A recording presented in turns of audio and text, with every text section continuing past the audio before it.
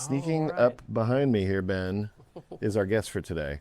But before we introduce, jump right into that. I know I don't like to jump right in. No, longtime listeners will know that Keith likes to banter. I like to delay. This is actually my technique for business meetings also. When I go into even a pitch, I like to be pulled kicking and screaming into talking about business. I like to talk about weather, traffic, how shitty Trump is, your kids, what you're wearing that day. Hair, all of the things. Right? How do your business associates feel about that? Are they like, yeah? Because I like a couple of those, but then I'm ready to get to it. So recently, our agents were like, go in, be so business. And then I was like, the woman asked me about my hair.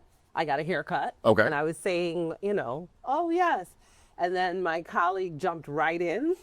Later, we got the feedback that the meeting felt too transactional. You see? Yeah, funny. There's no one way to do things. That's right. I think that's the lesson. Yeah. It's like there's just when you think you haven't figured out. There's no one way to do things is also a good lesson for this episode because, the way we like to do things is go for a walk around the beautiful neighborhoods of Austin and take our guest who is visiting from New York into the neighborhoods, down onto the trail, talk about the trees, the birds, the people. Well, why aren't we doing that today, Keith? Well, if only we could figure it out. You can hear the pitter-patter of raindrops if you're listening to the show right now. And you can see, even though it's a bright, clear day, here on, I think, is it May 1st? May 1st today. May 1st as we're recording, but it is a rainy May. A rainy May day. And I'm a bird watcher, so I'm really unhappy about this. You're a bird watcher? Yes. But you live in Brooklyn. We have a lot of birds. Yes, we have sparrows and crabitos and robins. Just flying amongst the buildings. Hey, you people in the South, we have a lot of birds. But you live in Brooklyn. Yes. Well, do they have trees to roost in? Well, they actually don't have that many trees to roost in. There's a very famous book called There A Tree Grows in Brooklyn. And there are many trees for those. There are many trees in New York for those. That's right. Listen, I'm not a total rube. I've seen Penny Lane's new documentary about, what's the owl's name? It's a great name. I forgot that. Yeah. I don't know. We have an owl that lives in our backyard named Olivia. And it's FLACO. FLACO the owl. Yes. And I saw how New York fell in love with FLACO and all the bird watchers that live in New York. I understand. However, we have raven. Look at all the trees that we have here, and I just know from going to New York, there's not quite as many. That, all over the place, and not so famous parks and green spaces. They have birds in Brooklyn. We have here in Austin special guests. And today's special guest was that help a segue, right? That was a great transition. Wait a second, did we talk enough personal? Sure. Yeah. I don't want to be too transactional about this. About birds, so You can't go wrong when you talk about birds. Yes, you can actually. This guy is trying to. Ben is anti-bird. I just don't want our podcast to be about birds. Do you know what the pilot episode of this podcast is called, Alisa? What? 2 dipshits talking about birds. That's hilarious. I will tell you. This is the last thing we're going to say about birds maybe. I have this great app that you can identify the birds by the sounds, even if you don't see them. Oh, have you seen the documentary Listers? I did not. I will. That is about two dipshits talking about birds. 2 dipshits who go out to try to have a big year, like in the birding community. Do you know what that is? Yeah. Yeah, where you try to see as many species as possible. They are not bird watchers. They become bird watchers through the experience of making this film. And they use that app, I think, to identify, what's it called? Are we promoting these things? No. It's Merlin. Merlin. Okay. Sponsorship from Merlin pending. I agree. That should really happen, especially since you wanted to name it 2 dipshits talking about birds. There you go. Well, there are 2 dipshits. We're talking about birds, but we're not going to be talking about birds much longer because what we are going to be talking about is the stellar career, the insights, the thoughts, the processes, and the philosophies of our special guest. Ladies and gentlemen, meet Alisa Payne here in Austin for the annual Austin Film Society Doc Intensive. She is a mentor extraordinaire. And I have enjoyed the 24 hours that we've got to know each other so far. We got 36 more to go in the Doc Intensive, which is happening right here inside this building, Austin Public. So even though it's a rainy day and we can't go for the walk around the neighborhood we want to go to, we're going to take you into the belly of the Austin Film Society Doc Intensive. Well, before it kicks off the rest of the morning, we're going to beat the guest to the breakfast tacos, and we're going to find a spot inside. That's right. Does that sound right? Yeah. That sounds great. So, Riley, cue the music. Do, do, do, do, do. On your left. You're listening to Doc Walks with Ben and Keith. Here because about half of our audience is podcast listeners and half are podcast watchers. Well, first and foremost, I want to say thank you so much for having me. To Sharon Arteaga. Yes. Oh, you're welcome. You're welcome. Thank you so much. That's Sharon. So we're in the lobby area and we are seeing the sitting area as well as we're headed down the hall to Studio One. Studio One seems to be a podcast studio, if I'm correct. Well, it's meant to be, I think. I think it's a... No, it's a TV studio. Let's see. Yeah. There is a little podcast. Yeah. No, this is the Heron Nuka. Up room, right? which I was quite impressed with. Very expensive. And this is like, I guess, the control room for Studio One. Yeah. So, this facility, Austin Public, is the original and still ongoing public access TV station for Austin. I love this. On our itinerary, it said public access. So I was like, okay, that must be it. And this is where we spend our days here, giving notes and exchanging ideas in the mentorship. Yeah, this is the Doc Intensive room. Doc Intensive. So we're focused on 4 emerging filmmakers projects, 3 features and a short. And I am very pleased. This is an annual event that You created. You helped. I helped based co-found, with Megan Gilbride. We pitched it to Austin Film Society after we had incredible experiences at the Tribeca Film Lab. Yeah, and also based a little bit on the Sundance lab too. From But I've never been in the Sundance Lab, so I mean, it's not really based on that because I don't know what they're up to up there in the mountains. There you go. I've been to Sundance. There you not go. To their labs. Ben and I just walked up and down Main Street harassing people with these little cameras every year. We filmed our film that we'll talk about later. We sure will talk about it. Yes, we will. Sundance 2025. You guys took Sundance by storm in 25, right? Yeah, we'll talk about that later. Yeah, we're talking about the Film Society and Doc Intensive. That's right. But the Doc Intensive, this room will be filled with emerging filmmakers and mentors. This year we've got Alisa here from New York. We've got Yoni Golyov, who is here, just presented the film he produced last night at the AFS Cinema for Doc Days. We Move America. We Move America. Who Moves America? Who Moves America. And we also had the Polish filmmaker Michael Marsek in the room with us. Yeah. This is Darianne. She's making sure all the media works. Thank you, Darianne. Thank you, Darianne. You can see Doug in there getting the breakfast taco set up. Studio 2. Let's check out Studio 2. I'm so excited Slacker about poster here, which Studio 2 is locked. Oh, well then we locked. Anticlimactic. The rest of this is probably going to be locked Probably up. locked. Yeah, we're here early to do Doug, this. is it possible to get into Studio 2 or 3? thanks, Doug. Okay, Doug is letting us into Studio 3. Shout out to Doug for giving me an AFS journal that I really appreciate. Thank you so much, Doug. Look at this. I collect journals. I could go get the tripods, the little base tripods out of the video. We could. Yeah, that is a good idea. Yeah, Let's do that. Doug, I'll tell you what. Studio, I think he opened up. Oh, Is this nice. studio?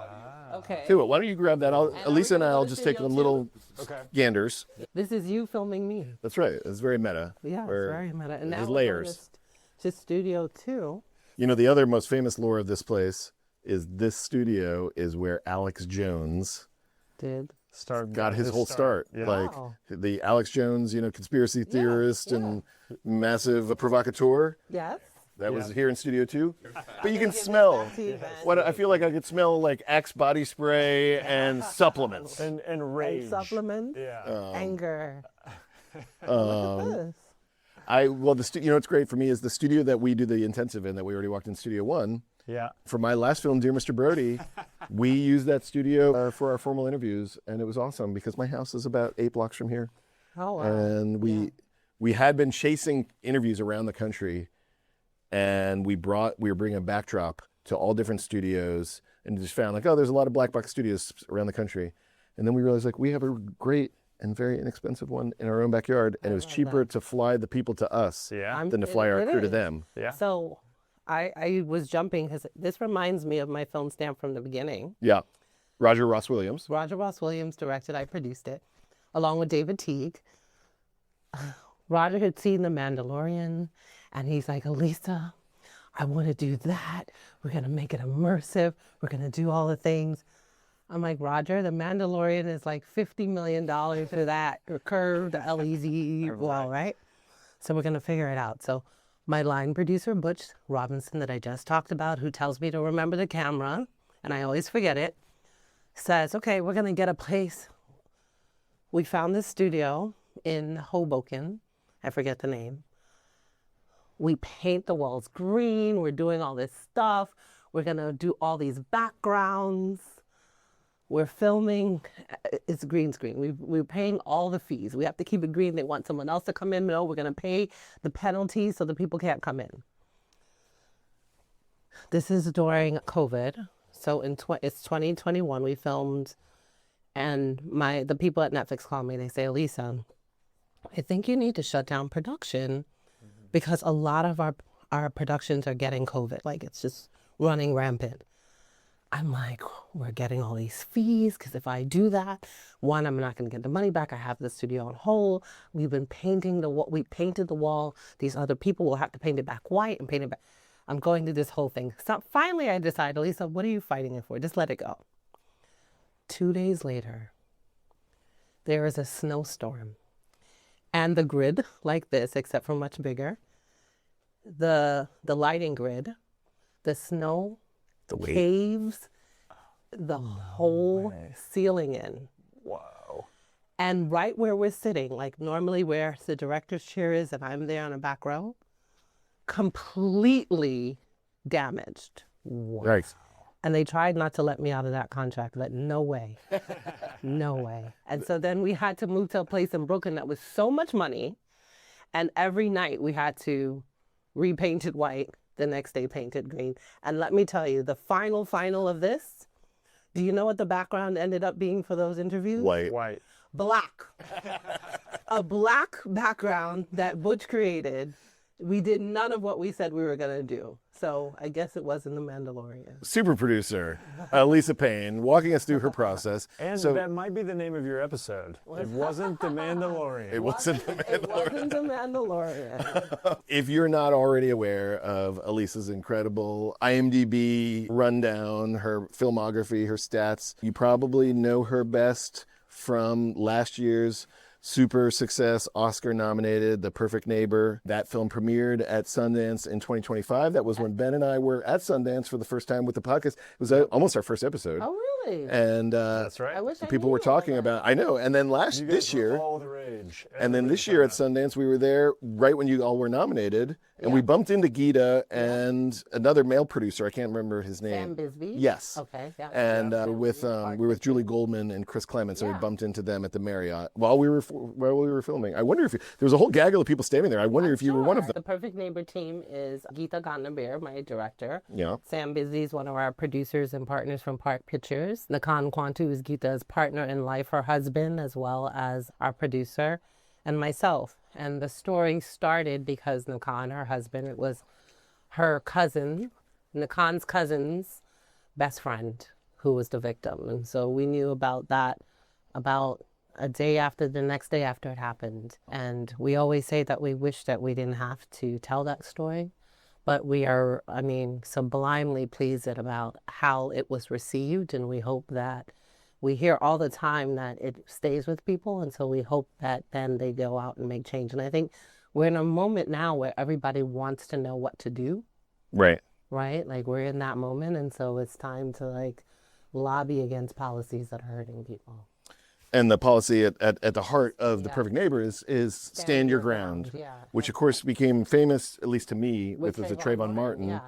And is still, it's about every couple months there's a new case. Yeah. And in Perfect Neighbor, not only was, a different case than Trayvon Martin, a unique scenario, but uniquely rendered.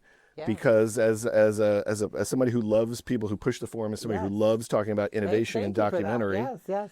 That's a film that is not content to try and do recreations, which some people would have done. Yeah. It's not content to settle into like a spoken word interview based, and it's not a journalistic kind of like news exploration of things. Yeah. It is a bold reconsideration of material that was created for a different purpose, but put to the purpose of documentary storytelling. And what I'm roundabout way getting at is it's the body cam footage. So if you are in the listening audience, we are in a podcast studio like some bro-tastic podcast. We've done some doc sits. We did doc sits with Diane Kwan. Okay. Because it was just too cold at Sundance. And I mean, I'm happy to walk around outside and let's see, to find some birds later. yeah. Yeah. So the good? I think, so sit down. You're very tall. We'll see if you are still in frame. Okay, good. Yes. Okay, so I want to get into Perfect Neighbor, but before, let's just do a quick list off so people don't know. You didn't burst on the scene fully formed with the Perfect Neighbor. Yes.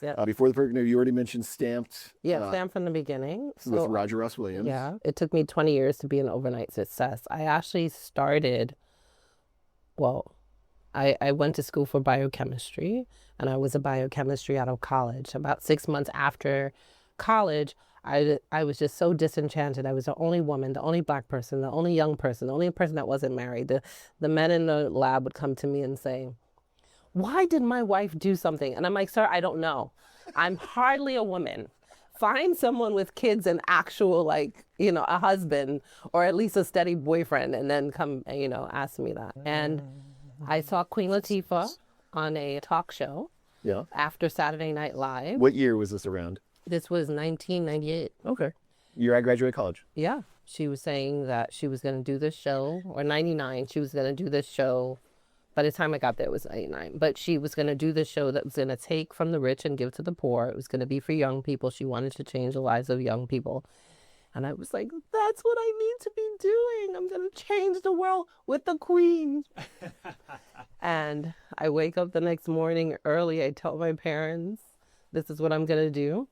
And my dad is like, Alisa, that's not a real job. No immigrant, we're from Grenada in the West Indies, no immigrant wants their child to come home and say they're not going to be a doctor. They're going to go into television. Right. And he said, that is not a real job. Mm-hmm. Can I just stop you there and also reassure you that I don't think any parent wants to hear that. Yes. When I told my mom I was going to be a filmmaker, she started to cry and told me that I was going to manage a Blockbuster video. Oh. Someday, Ben. Just keep your hopes up. Well, Blockbuster's not around anymore. I know. I still am. You are. That's true. That's true. And my mom said, well, Lisa, that's the type of job that you need to know people to survive in. And I can't say it in a fresh way, and I didn't, but I said, well, one day I will be the person that people know. And so I feel like, I hope that I'm keeping my word and doing mentorships and, other things like that. Fast forward, I'm doing my first documentary. So I started to work on her show. I wanted to work with Queen Latifah, so I started to work with Queen Latifah. Okay, well, no. So back then on a talk show, they used to have this thing called carts. They would run a little ad and say, if you want to reunite with a family member, call 800 QL, right. Show or something. There was like that. Casting for the show. Exactly. Yeah. But on the television. And so I had all my friends from college and myself, we were calling.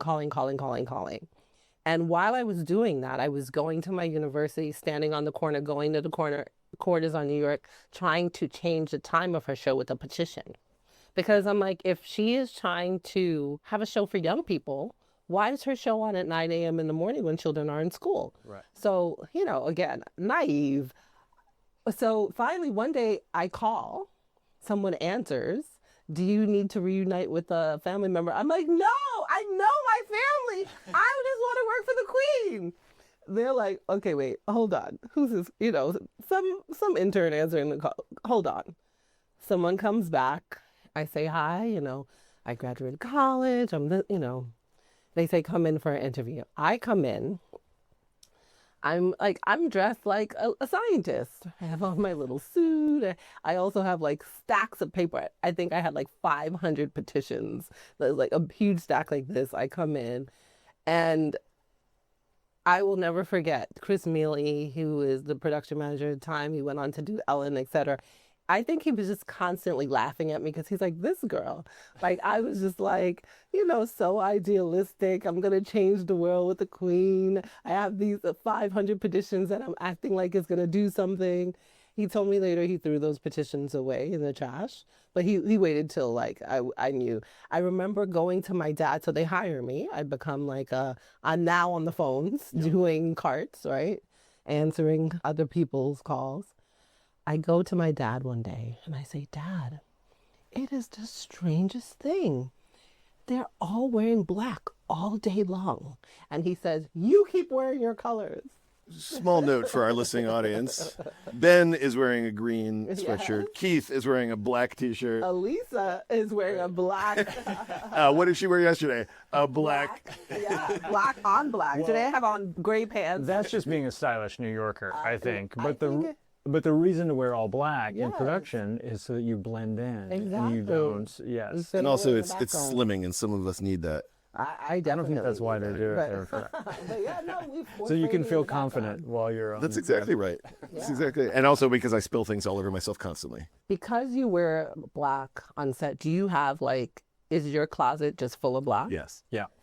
So I remember about 20 years ago, my friend saying, because I used to wear my hair in braids, in 2 braids, saying, you know who you look like? Who? Wednesday Addams. And so now that the show is so popular, I'm like, okay, every time I see her, I just crack up. But I do, Dad, I did listen to you. I have a lot of color too, but I have a whole huge swath of just black. Mostly things that are folded.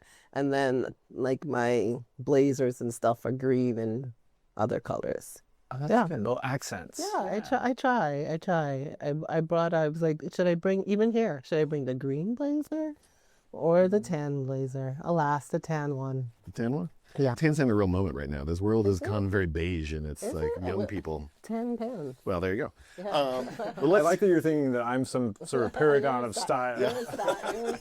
South Austin dad mode over here. That's right. Yeah, so You start with Queen Latifah. yeah, and in the summer, so I'm a production assistant. I'm not a producer. I don't have a contract. I'm for hire. They tell you when you walk into the door, there's a million people who want to be in your space. So, and I'm sure that's true. And so in the summers, I have to make ends meet. There are people who are going on unemployment. One of the EP's assistants said, she was in film school at Columbia, and she said, hey, I'm doing this documentary. I said, oh, what is it about? She says, it's about the gentrification of Harlem, and especially a focus on the businesses that are getting evicted. And I say, oh, I want to do that. And so a scrappy 3 young woman team were in the streets of Harlem, seeing the change. Like, we go from what it was then, and we're starting to see people walking their dogs, and we go into this place, Mart 125, that's close to the Apollo Theater, the world famous Apollo Theater. We start to see and hear about all the methods that they're using that we're seeing now. We're hearing a lot about deed theft and other things that we're hearing about now in places like Brooklyn, etc. And we start to make a film about it. And so that was my first film. And it was great because I'm producing, but you know how it is. I'm sound, so I'm holding the boom. I'm doing all the things. What would grab you first about that feeling, especially in contrast to your scientific background? So it's interesting because I feel like when I was on the talk show, I was just kind of learning the television and stuff. But the thing about producing that I really love is it's problem solving at its best. And I always say to my team, I apply the scientific principles of being accurate and precise. And so I get really serious about fact checking and even the words that I use and trying to so it uses the best parts of me. I worked on Between the World and Me for HBO. And I tell people all the time, and because we all have done something in COVID, but I say this is real COVID. If I'm going to paint the picture. So in New York, in March of maybe around the mid-March in 2020, we were told that we had to shut the city down. So we were on lockdown. Well, and wait a second, I just want to stop you because you didn't just work on that show. You were the showrunner. Yeah, well, Between the World and Me was a film, but yeah, I was the producer. But here's the thing. So it's March. I get a call in June saying, Alisa, HBO is trying to do this adaptation of Ta-Nehisi Coates' book, Between the World and Me. This will be the second thing that has gone since COVID. However, the first thing was basically a show that they did via Zoom. At the time, it wasn't Zoom, but they did it like that. It was, I forget the name of the film, but it was Bette Midler, Issa Rae. I forget what it was. But this was going to be, they called me and they said, this is really going to test your boundaries. And so think about it. I had worked with the director before, and they came to me, Camila Forbes, and they came to me and they said, we think that you have a particular skill set. And so in addition to the fact that we were going to June, literally up the street from me. I was in Bed-Stuy. I lived in Bed-Stuy. About 5 minutes down the street, like a 5-minute drive, is Brooklyn Hospital, and they're piling bodies up, you know, in freezers. Yeah, those refrigerated trucks. So when I say this is the height of COVID, this is pre-vaccine.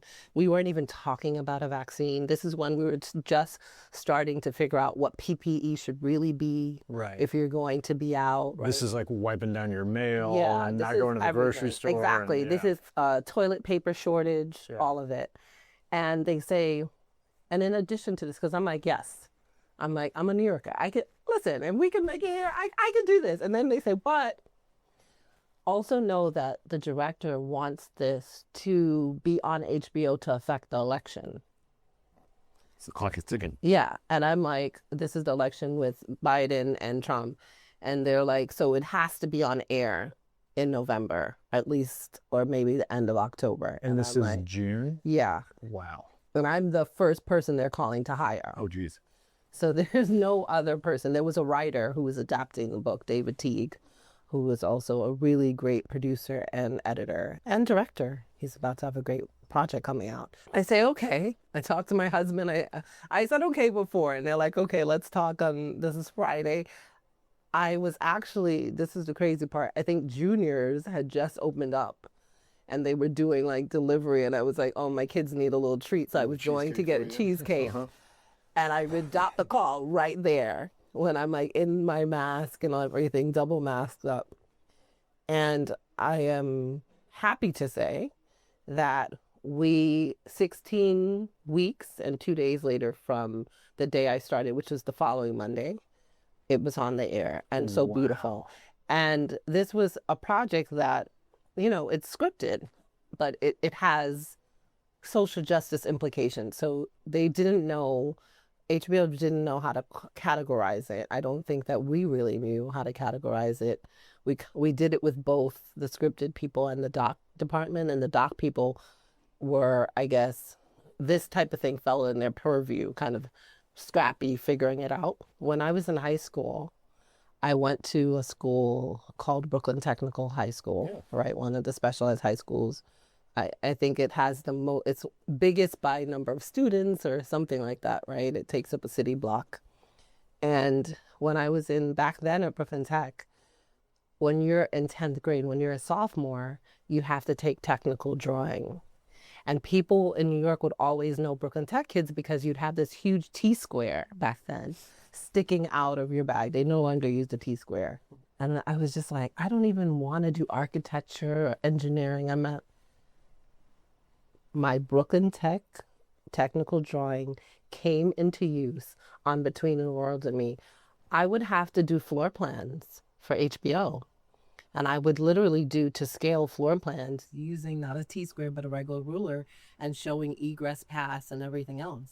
Oh, for COVID precautions. Yeah. Oh, wow. Because we had celebrities. So we had Oprah. Yeah. We had Mahershala Ali. We had Felicia Rashad. The one that I did, the floor plan, we had Wendell Pierce, who ended up coming onto my future show, Katrina Come Hell and High Water. But I would have to show HBO how we would get talent in, how many people, square footage wise, we could fit in there safely, because and the thing about that time too, we have to remember, is that it was the heart of COVID, so the different regulations were changing. Right. And so... And there was real fear, too. I mean, it's funny to think back now, because we sort of have all been, I think, desensitized a little bit. But, like, in that moment, we were all... It felt like life and death. And it was. And you would hear the stats of people dying. And they kept changing it. And New York, because we're a port that a lot of people from overseas come into, right? We were having a lot of focus was on New York, and the regulations were changing. And so... we're shooting this in 5 different cities, but the regulations would change and they wouldn't let New Yorkers in. So we're planning to go to LA. We have our tickets, etc. And then rightfully so, Gavin Newsom says, no, you need 14 days to quarantine. Well, my film has to be on, right? That means that it has to be edited. It has to be, I always said I was in pre-production, production, and post all at once. My husband and I have a great director that I worked with on a show for Disney Plus called Harlem that always says, Samantha Knowles, and she says, you need to write a book. My husband and I would have shorthand. I would come in, we would go and film. I would come in, I would have the drives in my back pockets or my side pockets. I would leave them on the table at like 1 a.m.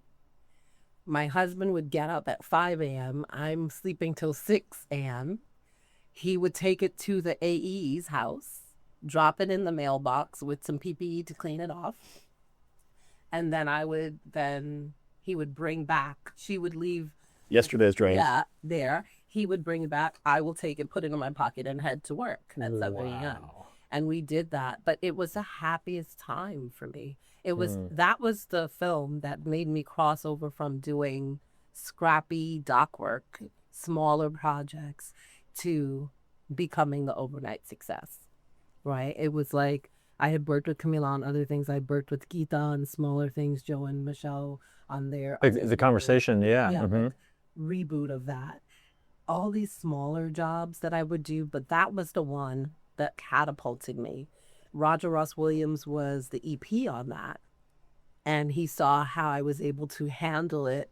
Like we would be on set in a New York City walk-up in hazmat suits, hardly able to breathe, like with the big shield and the full PPE.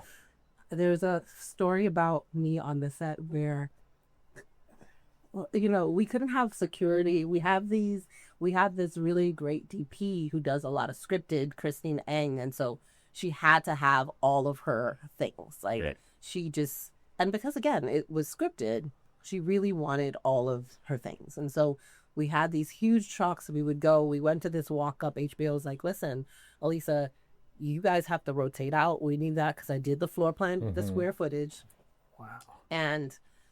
But we didn't have enough people. We were getting, every 2 days, there would be, it looked like a drug deal. There would be a doctor who drives up with his van and he puts up the back and he's swabbing us outside on the street. Right. Until we ended up getting a new doctor because he was so rough, and my director was like, Alisa, I can't take it. Yeah. So roughly the swabbing? Yes. Yeah. Roughly swabbing. Yes. Like, okay. All right. Another great episode title, Roughly Swabbing. We're rotating. I'm trying to give everybody, we're in this walk up in Harlem. I'm outside. We have like the PA watching the truck, and we're like rotating. The director's in, audio, cameras kind of outside, like cameras in, audio's out, like we're figuring out the choreography. I come down and the PD is shaking. I'm like, what's happening? He can't talk. I'm like, what's happening? He's like, they stole the PPE. I'm like, who? Some guys. The streets came for it. I'm like, where did they go? He's like, I go into the bodega where he points. I see some young Latino guys handing over, like, I'm like, how? First of all, I think I got there within like 3 minutes. The guy in the boat, how did they bag it up? I'm like, what's happening? So he's handing the guy in the bodega all of our PPE, because we have a ton, like on a table outside. They bagged this up. I don't know where they got the bags from. I see them handing their final bag of hand sanitizer over. And I'm like, give me back my PPE. That's the title. And he's like, what? I said, you took my PPE and I need it back. And he's like, I'll go and take all of your gear too, or your stuff. And I was like, over my dead body. And I looked him in the eye, and he was like the ringleader, and he had like 4 friends. And the bodega guy there was like holding his breath, like you, Ben, holding his breath. And I'm like, serious? And we're like gonna stare down, and he says, you remind me of my mother. And I was like, great, give me my damn PPE. I did not realize how much PPE we had and how quickly they stole this PPE. They start handing me bag of, it's a 6-foot table. I walk out, I have bags up my arms and in my hands, and I put it there, and they're like, Alisa, only you. Right? Only you. You know what's amazing about this story is that you are lighting up telling this, like, hilarious. serious. This is production in But that's what makes you a great producer. Is like you are describing this like horrific, problematic scenario, and you're loving it. I mean, they were young teenagers. She loves problem solving, and this is like this is a human to human problem, and there's an obstacle, and you're going to overcome that obstacle and get back to work. And that's the thing, you know. Is I always tell people, producing is like mothering in so many ways. Like when I talk to young children and they say, well, what do a producer do? I went to this class. It was a second grade class. The hardest interview I ever did. One of the kids said, I have a question in 3 parts. I'm like, oh, Lord. And then they're like massaging me. And I'm like, this is second grade? What? But I explained to them, I'm the parent of everybody in the credits. That's my job. I love that I description. call myself to chief emotions officer because a lot of it is emotions. You know, I pull the person aside on Between the Worlds and Me. Hey, the director comes, what's that about? Just emotions. Yeah. But it's problem solving. It's like my son, when he was young, he'd be like, you notice how I would get everything I want from my family members and Santa without any duplicates? Did you notice? Yeah. Clock that. Yeah, he was like 7. And that's the thing. It's like producers are the elves that work in, you know, that we're making the shoes, right? At the end of the night, and no one knows a lot that happens. I always say that my vantage point on if directors actually knew about their film, right, they usually don't know. Yeah. Like, your job is to shield them from, exactly. from a lot of that chaos. Or keep them in a bubble. And I have to say, like, so yesterday we were doing a panel together and we were talking about knowing your audience. We were doing a panel before that and we were talking about pitching. And sitting next to Alisa and Megan was on the panel, and then you know, Michael Marsack, Dev Eskenazi, two directors and 2 producers. And what I noticed is all the directors were talking about the emotion that they feel and what matters to them in presenting their film, and the producers were talking about what the executives need to understand and what the audience will gain from it. And I realized, like, in that moment, like, what a great partnership it is to be a director with a strong producer. Yeah. Because the strong producer doesn't just bow down to the needs of the director. The strong producer matches that energy and says, you handle these corner, but I am totally taking care of these other things. And like a translator, almost. Like the producer is like translating to the outside world why this matters. But it's more than a translator because they're also adding, they're additive in their own way. Like they have the perspective. That's what I was seeing is like, because Megan asked me, like, and she and I work together every day, and she says to me, you know, how do you talk to executives about audience? And I'm like, I don't give a shit about the audience. Like, I care about me. Like, I have a thing to say. And, like, I assume the audience, like, if I'm authentic and I believe in it and I'm committed, the audience will be there. That's my instinct. Right. And both Megan and Lisa are like, that's not a good enough answer.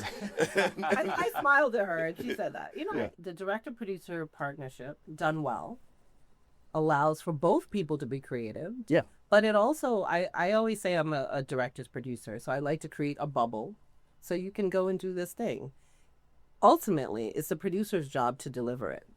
If you don't do that thing, there's nothing to deliver. Right. So we should keep you free and clear, but also give you, there's parameters around it. If capitalism didn't ruin everything, there would be no parameters. However, we have to work within systems, and there are limitations and, you know, budget, schedule, all of the things. And, you know, it's so, I think, I always joke because people are thinking that the evil producers sit in the background doing this all day, want to say no. I think for me, it's really trying to figure out how I can say, and, well, this will probably be challenging to do, and we'll figure out a way to do it, right? I think it's trying to manage expectations of all. Yeah. And I also told a story yesterday where I was saying, I think that oftentimes directors don't know. Sometimes I get the notes from execs and I edit them. I respond to every note, but I won't necessarily send those notes. I'll talk to the director about it, or some directors I don't even talk about it because I know that will infuriate them. I'm not sending these notes, and I don't want it to be, especially on a first cut, a rough cut, or an assembly, for them to have to start thinking about like feedback when you're still working your way through it. And I think that that's what a producer really does well. Yeah. Right? Is like the shielding, the contributing, right? Because I think too, I think people think I'm just logistics, and I'm like, no, I see in every way the beginning of The Perfect Neighbor that everyone's like, it's so gripping from minute one is me. My director, Geeta, she's an auteur, she's a genius. She wanted a very cinematic, she wanted the shot later where the drone kind of places you in the neighborhood. And I was like, we really need to do this. And she said, okay, I'm going to ask Sam Pollard, our other producer, our other partner at Message Pictures. I'm going to ask Sam. Sam said, Elisa's right. She said, I'm going to ask Sam Bisbee, our other producer.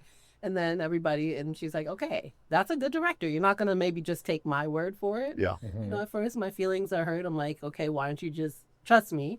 But, and everybody said that was right. But that's my creative contribution to it, right? One of them. Oftentimes when I'm a showrunner, I'm like, especially if there's more than one director, I'm kind of like, I have the ultimate POV here. Yeah. I'm the holder of it, right? In the case like KATRINA, Come Hell and High Water, we have three genius directors, Geeta Gandbhir, Samantha Knowles, and Spike Lee. The point of view needs to be the same. Right. Right? The way we come to it feel free to put your own stamp, but we need to be saying the same thing. And so ultimately, that's me holding the point of view and being the gauge along with them, saying like, does this really, I'm losing my words because I'm so tired, but does this actually support? Right. The overall vision. Right? Yeah. Sure. Is the through line clear, and is the audience going to ride with us all the way through this thing? And then also approach, right? We are, and I said this yesterday, I think what my contribution mostly is as a producer, but also partner at Message Pictures, is really saying, it is important for us to push the form of documentary. Yes. Right? And I was very big. If you see any interview with me on the road, I was constantly like, this is a narrative piece. Yes. And I believe strongly that documentary is narrative storytelling. And so it is either scripted or unscripted.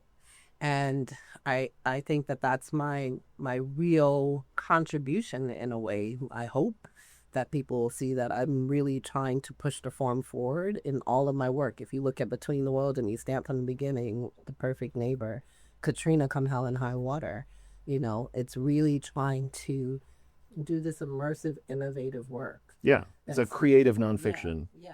You mentioned limitations and boundaries and overcoming. We have the limitation and boundary of this lab is officially starting in 1 minute. Now, Sharon gave me the high sign that we can take 5 minutes to wrap up. Obviously, I know I'm speaking for Ben here. We would love talking with you for another hour and a half. Easily. We haven't even scratched the surface. Stories for days. You're making our job super easy. We haven't asked a single question, but we do have to round out and unfortunately call it into this so that we can go do our job for the day.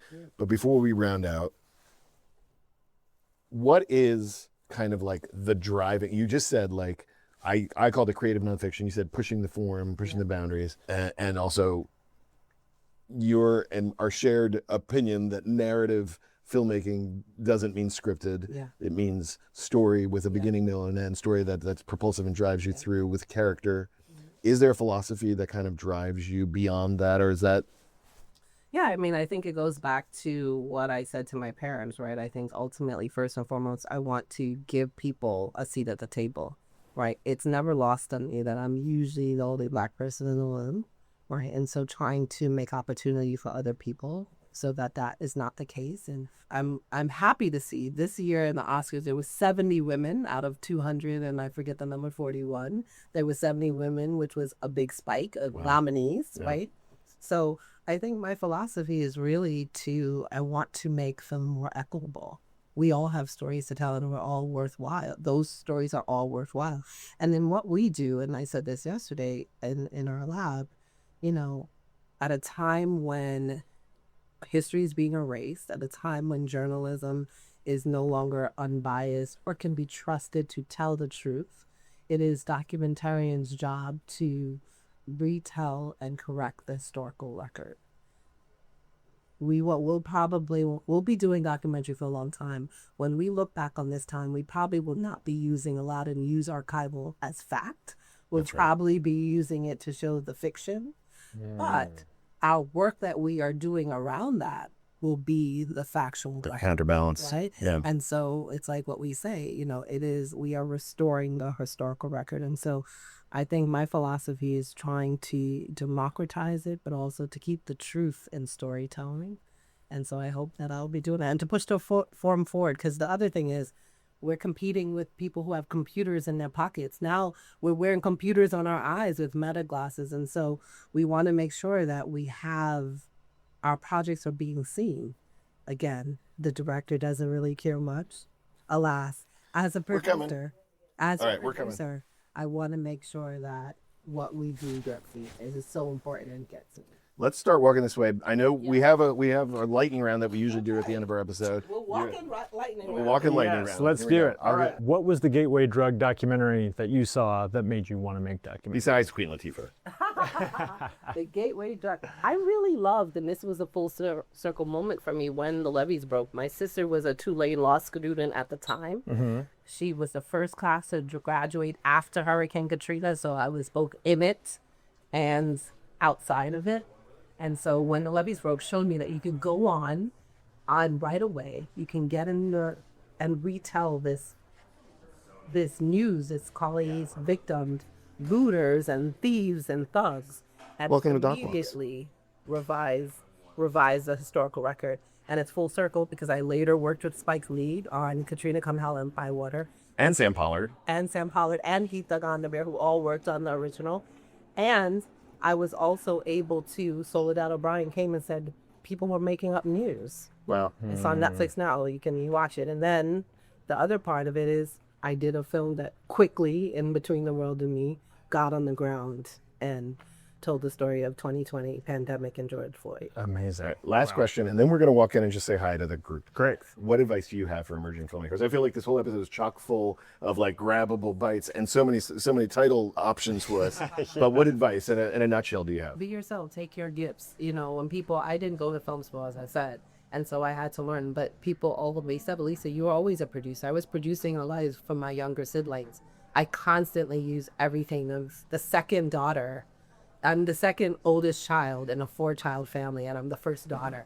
So that has responsibility. So I was always responsible for. I was always producing. I'm always doing something. You've always been like the mama bear, it sounds Exactly. like. Yeah. And so I was meant to be a. Chief Emotional Officer. That's right. Jessica Wolfson, sneaking into Doc Walks once again. Come up with your peers and make sure that you are supporting you will have a community. Look at Ryan Coogler and Chloe Zhao. They came together and look at what they're doing now. Everyone you meet at the way is someone works with them. Well, what a perfect way to segue to this great community. These are our friends, and this is our community of folks. As Doc Walks episode is coming to an end, here is frequent guest. We were with Alisa. I'd say it was more sitting than Yes, walking. we took advantage of one of the little podcast studios in the back of the. Which is way nicer than what we have. So so we're very glad to have found it. We're gonna do. So Holly Herrick, thanks. Howard's Doc Days going? Oh, it was a fabulous opening night. Yes, it was. And this will, I'm sure, air after it's over. Yes. But take notes. Be there next year because there were some unforgettable moments last night. And Doc Days is something not to miss. That's right. For That's the right. audience of this podcast. Virgil Texas. Oh. The David Byrne movie. Yes. Yeah. Yeah. That was a gift from my edit assistant. True Sam. stories, right? Yeah. All right, we're working our way around the room as we. Not at all. Just Chad Wallin, one of the participants in the Doc Intensive. How's it going, Chad? Good. Yeah. How you doing today? I'm doing all right. I'm excited. You feel a little pressure off? You presented your film yesterday. Yeah, I showed my sample. I got a lot of good feedback, and we're doing some one-on-one stuff today, so I think it's gonna go well. It'll be Great. helpful. Excellent. There's Sharon Arteaga, who has been keeping us moving on task. She is the power behind the things. Look at her. She's holding her little also the clock. one being like, get out of And here. she's letting us Wrap know this we up. are invading Yes. the clock already. Lauren Santucci is presenting her short film today. Are you excited? Nervous? Anxious? I'm actually not that anxious. I don't know why. All right, we'll work on that. Over there, you see our Doc Walks guest, former guest Megan Gilbride, and future guest Ben Wu. There's Amy Martinez and Doc Walks former guest and cameo pop-in multiple times. Chelsea Hernandez, who's everywhere. Everywhere I turn, there's Chelsea. How you doing today, Amy? Good.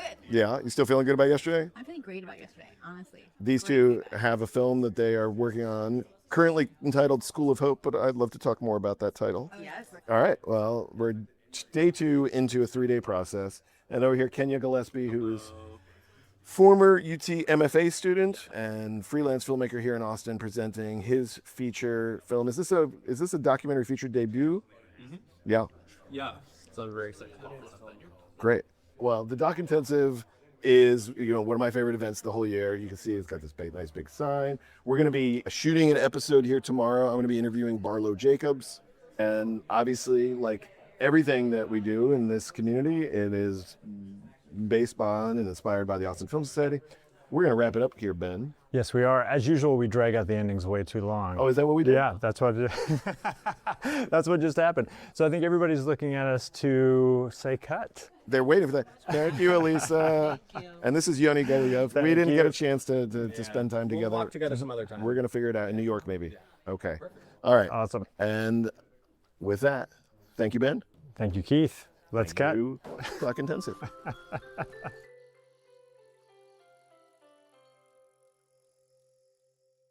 Next time on Doc Walks, we round out our coverage of the Austin Film Society Documentary Intensive and Doc Days with a one-on-one sit-down with visiting filmmaker Barlow Jacobs. Barlow is here to present his shot on 16mm intensive look at a 9-day elk hunt in the American West, The Voyage Out. And we get deep on the ins, the outs, and the what have yous, all about this special film.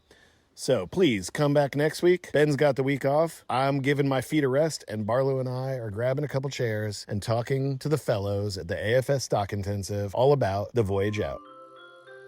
Doc Walks is created, produced, and edited by my friend Ben Steinbauer of The Bear. Hello. And my friend Keith Maitland of Go Valley. Thanks for tuning in. Follow us at Doc Walks Pod on Instagram, X, and YouTube.